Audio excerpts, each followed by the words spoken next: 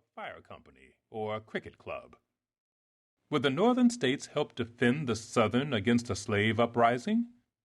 Would the South come to the aid of the North in the event of a foreign invasion? None of the answers was obvious. Local officials were incompetent or worse. Congress seemed little better. Full democracy repelled virtually all the men who were charged with making it work. The people should have as little to do as may be about the government, Connecticut Senator Roger Sherman warned. They lack information and are constantly liable to be misled. James Jackson, a congressman from Georgia, was alleged to have once waved his pistols at visitors in the public gallery and threatened to shoot them if they made too much noise. Jackson at least took his job seriously. During debates, many of his colleagues could typically be seen reading newspapers and exchanging bawdy limericks with one another. Of 86 senators who served during the 1790s, 1/3 would depart in boredom or disgust before their terms expired. Only a small percentage of the country's 4 million inhabitants had any role in political life. Just under 700,000 were slaves, who had no rights to liberty or property at all. And it would be a generation before any woman was heard to express her opinions in a political forum.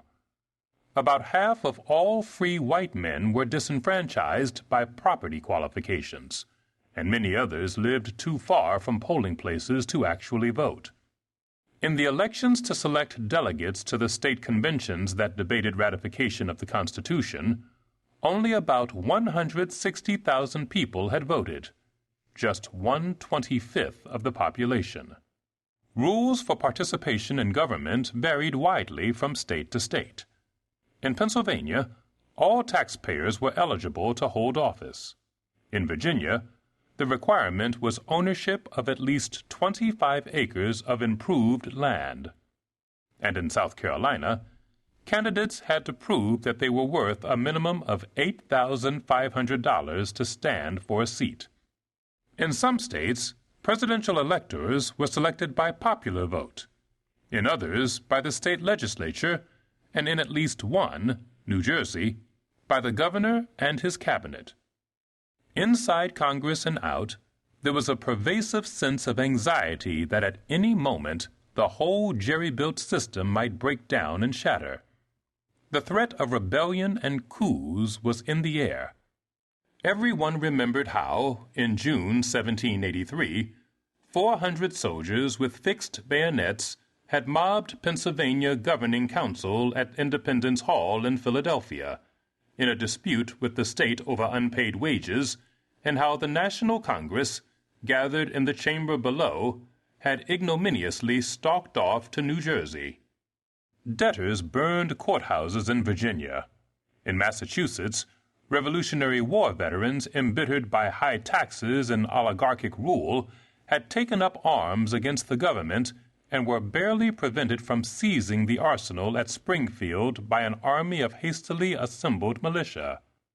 Thomas Jefferson feared that the states, these separate independencies, like the petty states of Greece, would be eternally at war with each other and would become at length the mere partisans and satellites of the leading powers of Europe.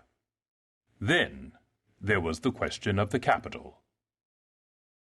Washington, D.C. is today as much a site of national pilgrimage as it is a seat of government.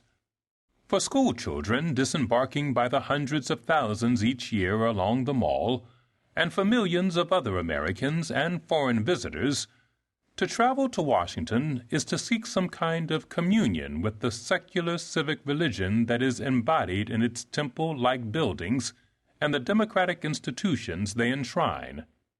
Viewed from the top of the Washington Monument, the sepulchral monuments to past presidents and to wars won and lost, the massive government buildings, museums, foreign embassies, and the taut axis of Republican power formed by the Capitol and the White House shape a cityscape that emanates both national self-confidence and imperial grandeur like no other in the world. It was not always